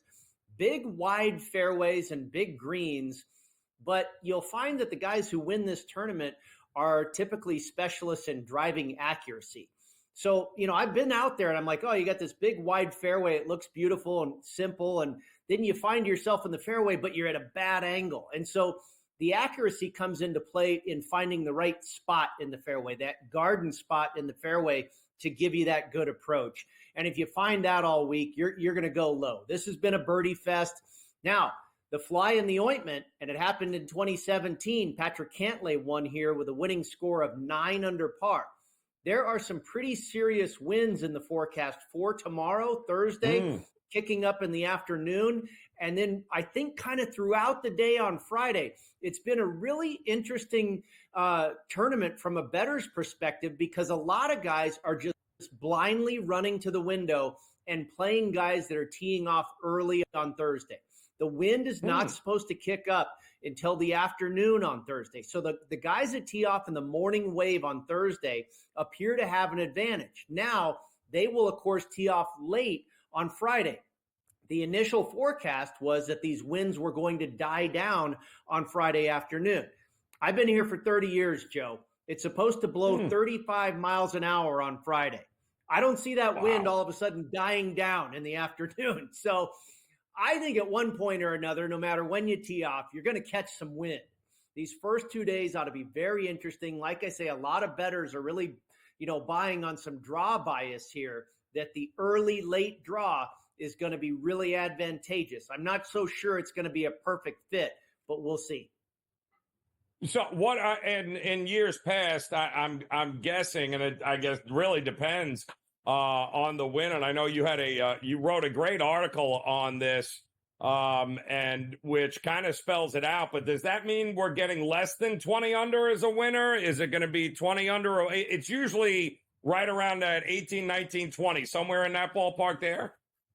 Yeah, if you look at the last 8 years, the average score for the winner has been better than 22 under par. It is one of the easier courses they play on tour. But with these elements, now the weekend is supposed to be okay. Saturday, maybe 15 miles an hour wind. Sunday is supposed to be dead calm. But Thursday and Friday are very interesting. And our friend Jeff Sherman over at the Westgate Superbook, he hung the number under or over 14.5 under par. So that's like 6 strokes below average. He's definitely figuring on some wind coming into play here. Going to be interesting. Looks like it'll be okay tomorrow morning, but then it kicks up in the afternoon, and when it ends is the big question mark. Will you have an advantage playing the guy? I think you're better off playing guys that tee off early. They probably have a slight advantage, but just how much of an advantage? Do you want to throw all your eggs in that basket? That's what I'm unsure of. Yeah, no, I'm with you. It doesn't make any sense. These guys are pros and know what to expect here after all. But I don't see any. Well, who's the chalk here? Tom Kim, I'm guessing, but I don't see him on your list here. What are we looking at here for this tournament? Yeah, I did not play Tom Kim. He's about 15-1 or so. He certainly is the chalk here this week. I went with Bo Hostler, who unfortunately is a very popular pick, I came to find out, but it's not surprising. He just lost in a playoff a couple weeks ago. He was 11th last week in Utah. He finished 7th here last year. He's a birdie fest type of guy. He putts well. And, like I say, he's got course history here, and he's in good form. So it's understandable that he's popular. I got him at 31-1. Cam Davis, one of the best players in this field, like Tom Kim. By the way, Bo Hostler, University of Texas product. He knows how to play and win. So does Cam Davis. He's Australian. Australians are brilliant in the wind. Cam Davis has won twice at one of our correlated courses, the Detroit Golf Club, where he has won 2 times at the Rocket Mortgage Classic. So he finished also 7th here last year. I think he makes some sense. Adam Hadwin at 41-1. This guy's a machine around here. He's had 5 top 10s at TPC Summerlin and was runner-up last year. Another desert course that I used as a comparable, the American Express down in La Quinta. Adam Hadwin has finished top 6 there 4 times, including 2 runner-ups. And oh, by the way, he lost in a playoff at the Rocket Mortgage as well. So he seems to fit, the correlations here. Harry Hall, UNLV running rebel. I was on him last week in Utah. He did pretty well, and then he kind of unraveled on Sunday. He's played this course 100 times. He knows how to navigate the wind. Tremendous putter, makes a ton of birdies. Got him at 44-1. And oh, yeah, he does tee off early on Thursday. And then Patton Kazire, who won a few weeks ago in Napa, on a roll right now, followed that up with an 11th place finish at the Sanderson Farms. And he also has finished runner-up here at Summerlin and 4th place before. And then finally, Lee Hodges, a long bomb at 100-1 here. And I've seen his number down as low as 70 or 60-1. And again, I think this is that reaction that bettors are having to guys teeing off early on Thursday. Hodges is one of them, but I like the guy. His driving accuracy is off the charts. He finished 8th last week in Utah. So I think there are other reasons, just besides the fact that he's teeing off early, to take a stab with Lee Hodges. I love this card. Nothing, boy, it's nice to see double digits and even a triple digit every now and then, Brady, in a tournament right in your neck of the woods. So looking forward to this one going on. Looking forward, of course, to the NFL this week. You got any games that you've circled early here that you like more than the rest? Yeah, I do my exercise of making my own lines and then compare them to the lines that came out. And I came up with the Lions. I have them, closer to a pick 'em than what the number is. The Commanders, I have a lot, higher point spread than what they're dealing. Same with the Packers, and then the Patriots. I think that's too many. I mean, are the I know they're the London specialist. Well, how'd that work out last week? So I'm not sold on Jacksonville, but the one that is so interesting, Joe. Last week we talked about Denver and Washington being public dogs. And something, smelled funny about those lines. Something smells funny about the Jets being a road favorite at Pittsburgh, doesn't it? Oof. I can't, Brady. Like, in no way. You got to go where the stink is. If you went to where the stink was last week, you won. Please tell me why Russell Wilson is in the conversation to start for the Steelers. Why? What am I missing here, Brady? I don't know, man. And maybe this is all smoke and mirrors, but it feels like it's not. If he's setting up New York to prepare. But, the other thing is Justin Fields is kind of like what Russell Wilson used to be. He can really use his legs, Right. So is he trying to fool the Jets to prepare for a pocket passer versus a guy that's mobile? I don't know. Yep. I mean, I give Tomlin a lot of credit. I think he's a great coach, but we'll see. He could be making a big mistake here, in my opinion. If it ain't broke, he hasn't turned the ball over like we were expecting him to. He still gives you, I think, the best advantage. It's a little head scratching. We saw him use his legs finally last week, and that just killed the Raiders. It doesn't make any sense. Brady Cannon, always a pleasure, my man. Enjoy the golf. We'll talk to you again. GTD, I'll be back after this.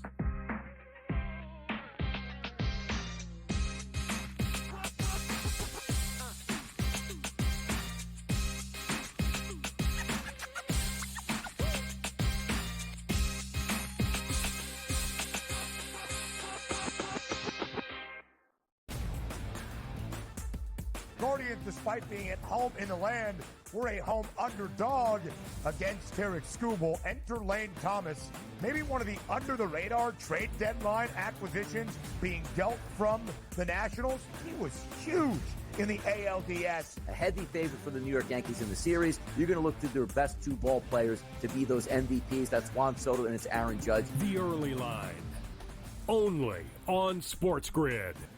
Anyone that's been to a sporting event, the atmosphere before a game, I think GameTime Decisions has that same exact atmosphere. This is our arena.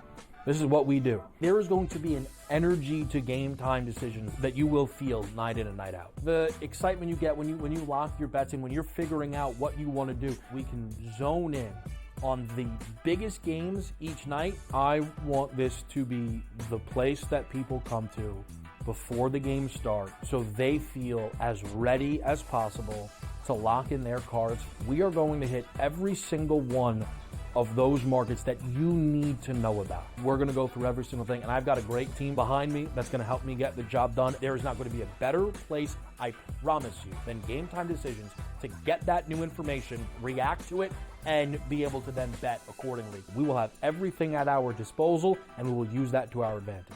I'm Kevin Walsh. Tune into GameTime Decisions from 6 to 8 p.m. Eastern on SportsGrid.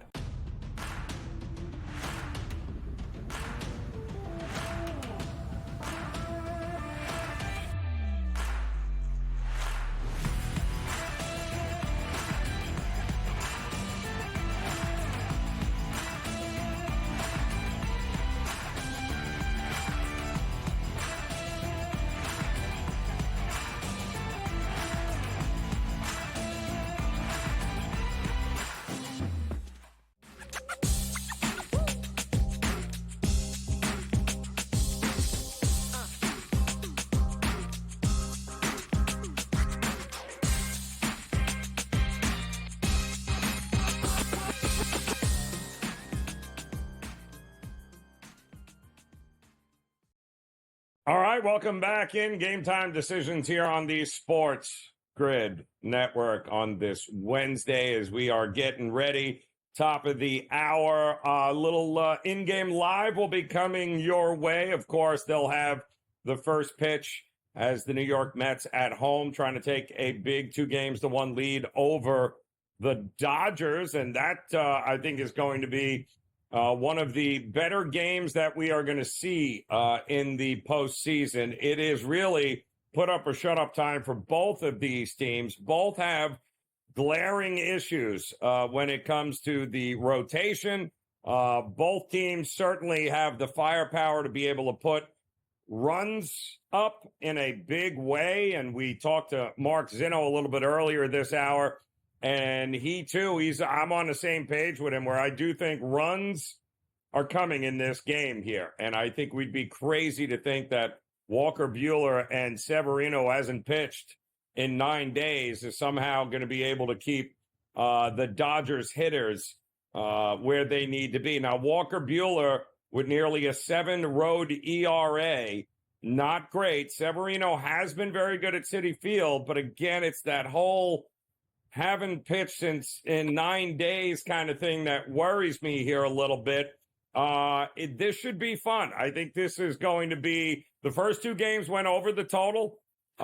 These 2 teams have played, I believe, 3 times in New York this year. 2 of the 3 went under the total, and that was in much warmer weather. Both teams kind of hitting similar in the postseason.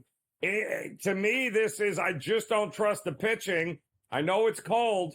Maybe Scotty Wetzel can help us put us in the right direction in this game here tonight. It just feels expecting Walker Buehler and Severino to keep runs off the board is a big ask, Scotty, isn't it? Oh, it really is, Joe. I mean, 7.5. I can't believe, I put it in last night thinking, all right, the boys in Vegas made a mistake, and this is going to go to 8 by the time I wake up this morning, right? And it's still 7.5. I don't get it. I love the Mets team total in particular. Severino, all right, maybe he could throw out a bunch of shutout, innings. I still don't trust the Mets bullpen, but okay, I could see that. But I don't know how the Mets aren't getting 4 runs against Walker Buehler. He's been nothing short of mediocre. Not horrible, but mediocre this entire season, Joe. Last time against San Diego, gave up, 6 runs in 4 innings? He's gotten kind of back and forth, good outings, bad outings, but overall mediocre. So team total Mets 3.5 at home. The way they're hitting, I know it's cold here in New York, but it's not like freezing. I've seen plenty of high-run games, and I'm not even asking for a lot of runs. Just 4, or if you go with the team total, or the game total 8. So yeah, it almost looks too easy. I must say, Joe, it does almost look too easy. Now, you're in New York. They say the weather, there's some wind. It's colder. I think temperatures in the upper 40s. But the wind, is it that significant? And quite honestly, I don't need home runs to get over 7.5 runs, though, do I? No, you don't. And no, it's not that bad, Joe. Even upper 40 sounds like, okay, that's freezing, right? Yeah, compared to summertime, it's cold. But is it like, you bundled up with mittens and gloves and a parka on? No. The players probably have an extra shirt on underneath. But when they're out there playing, upper 40s is really not that big a deal. A lot of blowing on a hand, that type of thing. But that actually seemingly hurts the pitcher more than it does the batters, because the batters, they're batting, they're fine, but the pitcher, he's the one that can't grip the baseball, is blowing on his hands 50,000 times. So I think it's an advantage in cold weather for the batters versus the pitchers. Unreal. Mets 15-3 in their last 18 at Citi Field. If you like the over, what about the team totals here? Are we looking at overs in there as well, Scotty? Yeah, like I said, I think, if you wanted to, pick one side that wouldn't come through for us and the team wins 6-1, to me it would be the Mets winning 6-1 and the Dodger bats not coming through, although I don't really think that's going to be the case. But if I had to pick one, that would be it. So that's why I like the Mets a little bit more than I do the Dodgers. So I'm going to go Mets over team total 3.5. Then we're going to use Lindor. He's the leadoff hitter. He's going to get up 4 or 5 times, right? He's had a run, believe it or not, in the postseason. 6 out of the 9 Met postseason games. He's been on base in all 9 games, whether it's walk, error, whatever the case may be. So he's getting on base. He's going to have an opportunity to score some runs. And it's only minus 125 Lindor to score a run. I like that one a lot. And then, as you saw there, I like the Buehler under 4.5 strikeouts. Even if he's on, Joe, he's not a big-time strikeout pitcher this year. 17 starts. He's only had 5 strikeouts in 5 of them. 5 and 12. Yeah, and he's got a quick hook tonight. So unless something crazy happens, I don't think he's getting 5 strikeouts at all. Little juice when I put it in earlier today, minus 160 and change, but I don't think he's getting 5 strikeouts tonight. Yeah, no, I don't even think he's getting 14 and a half outs, to tell you the truth. But they might leave him in there. What the hell? I mean, you got to use this bullpen for a 7-game series, so it's going to be interesting to see how Dave Roberts manages from this point forward here. But that game coming up top of the hour, let's not forget, we still have another championship game going on in the WNBA. Boy, the Liberty did not take kindly to losing that game 1, did they? Because they came back in a big way. What happens in game 3 in the best of 5 here, knotted up 1 apiece? I'm not sure. The Minnesota's had New York's number, Joe. They've beaten them in 5 of the 7 meetings this year. They've owned them. So that fluky, it wasn't a fluky win. Then them coming back game 1. But they lay an egg, as we see a lot of NBA teams do, right? The surprise team on the road wins games 1. What happens in game 2? They're all giddy. They play lousy. And that's what Minnesota did game 2. I think they respond. I think it's a high-scoring game. 160.5. I saw it drop to 159.5, but it's back up to 160.5 on FanDuel. They've 7 out of their last 9 meetings. They've had 161 points. I love, more than any side, I love the over in this one. Oh, getting some points up and all. I even went first quarter over, Scotty, because that's how crazy we are. I'm on FIU against UTEP tonight. You? Yep. Got to do it, right? UTEP 0-6, 1-5 against the spread. I mean, they are horrible, Joe. Give me FIU laying the touchdown.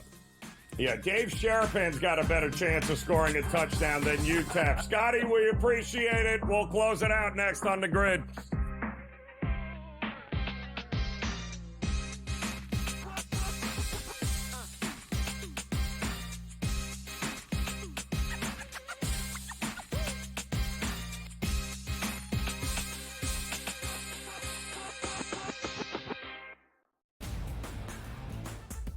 Guardians, despite being at home in the land, were a home underdog against Tarek Skubal. Enter Lane Thomas, maybe one of the under-the-radar trade deadline acquisitions being dealt from the Nationals. He was huge in the ALDS. A heavy favorite for the New York Yankees in the series. You're going to look to their best 2 ball players to be those MVPs. That's Juan Soto and it's Aaron Judge. The early line, only on SportsGrid.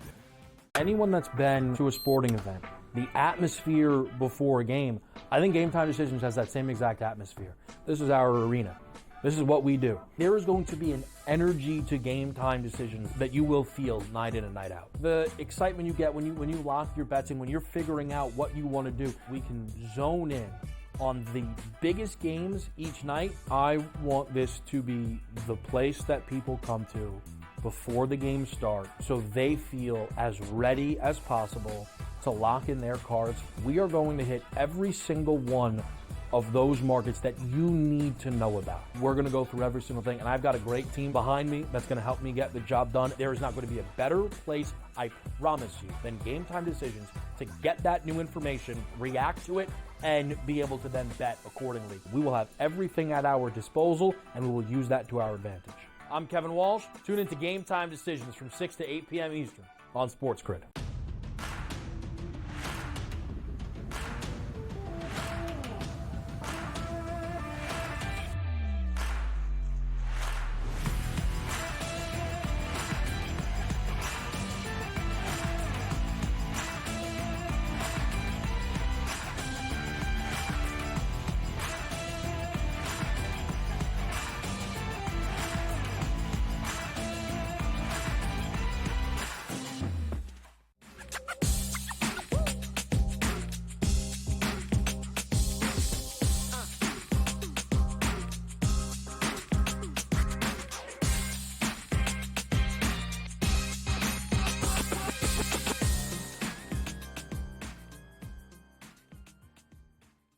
All right, welcome back in Game Time Decisions here as we look to close out this edition. In-game live straight ahead here, top of the hour.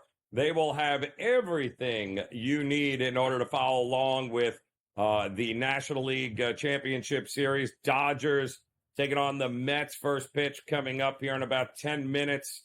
Scotty Wetzel, Dave Sherapan, they'll have you covered.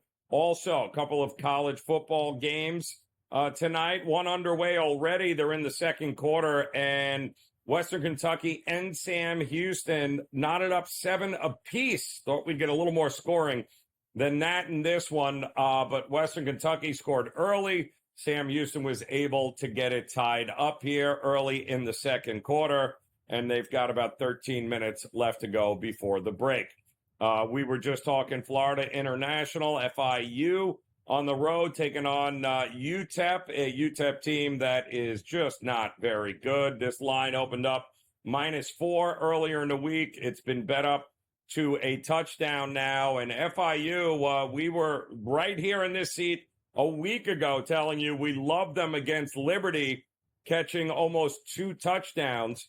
And boy, oh boy, they almost won the game outright. They lost a heartbreaker in overtime. Now they have an opportunity to get another W here on the season against the team they should have no problem beating. And I think they beat them rather easily here. So FIU over UTEP, that's coming up 9 o'clock Eastern time. We also have, don't forget, the WNBA Championship Game 3 coming your way here tonight as the Minnesota Lynx going to try to get one back against the New York Liberty, who did not like losing that first game of the series here of the championship. But boy, oh boy, they got back in a big way in game 2. We just talked to Scotty Wetzel. He too likes the over. I love the first half over, first quarter over, as these two teams have already played in the first 2 games, scoring 51 and 52 points in the first quarters of game 1 and game 2. I've got no problem expecting more of the same here in game 3. Don't be shocked if it is another high-scoring affair here. And then, of course, don't forget, we've got plenty going on tomorrow night as the New York Yankees are going to be looking forward to hopefully taking a commanding 3-0 lead over the Guardians. They handled their business last night, getting it done against the Guardians and their ace, Tanner Beebe. And, well, they got it done. They got it done early and often. Garrett Cole handled his business, but the bullpen of the Yankees has had a lot of success here against this Guardians team, but they are a different hitting team at Progressive Field. They have been all year long. They've been one of the most profitable teams at home this season. They are going to need to figure out the bats sooner rather than later if they are going to get themselves back into this series, and they'll have an opportunity to do that tomorrow night. But the Yankees getting exactly the kind of production they were hoping they were going to get from not only Juan Soto, but again, the big news last night was it was so good to see Aaron Judge get a home run there and kind of put the game out of reach here. So I believe the Guardians, they did have not only the American League, but the Major League record, best home record during the season. Matthew Boyd has been really good, the lefty that has given Yankees all sorts of issues. The Yankees were under 500 this year versus lefties. So, and ironically enough, the Guardians need to play from in front. Emmanuel Clase hasn't even pitched in this series because they're not even close to having the lead late in games. And that is how you limit a bullpen that, like the Guardians have had, is by making sure there's really no reason to use them because you're not in the games in the 7th, 8th, and 9th inning. And they have not been in the games in the 6th, in the 7th, 8th, and 9th innings in these first 2. So I do think maybe the Guardians early in a first 5 situation is not a bad look in that game tomorrow night. Keep an eye on that, but get ready for that all-important game 3 here, knotted up 1 game apiece. The Dodgers and the Mets are coming up here. Severino versus Walker Buehler. The over for me here tonight, 7.5. And don't be shocked if those Dodger bats come out swinging and swinging quickly. In-game live coming your way next here on the grid. We'll see you again tomorrow for Game Time Decisions.